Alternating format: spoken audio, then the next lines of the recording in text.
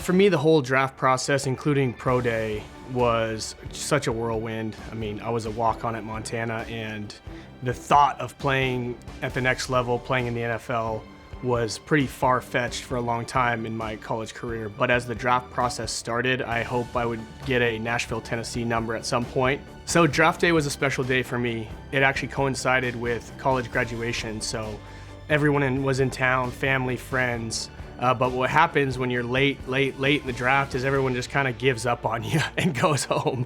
And so I was sitting there with just my parents in an empty house. And part of my story is that I played college football with Brandon Fisher, and I knew a little bit about Coach Fish. And so we had been talking all day. And I remember he called me late in the 6th round and he said, "How you doing, man?" And I said, "I'm not doing good, bro. I'm doing really, really bad."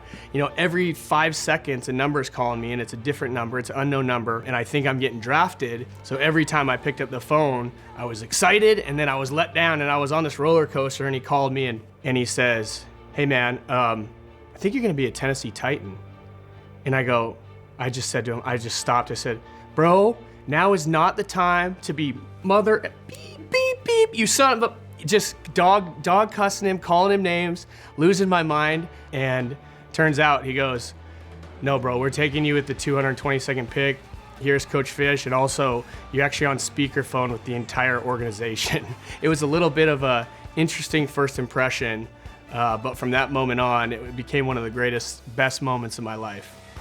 I just remember being full of pride and honor, getting the chills just thinking about it, and feeling that first game, with an NFL helmet on. It was crazy to be in the biggest league in the world, playing professional sports, living out your dream, was everything I could have imagined. And it just happened so fast. So I had to pinch myself and stop and smell the roses as much as I could, and I enjoyed every second of it.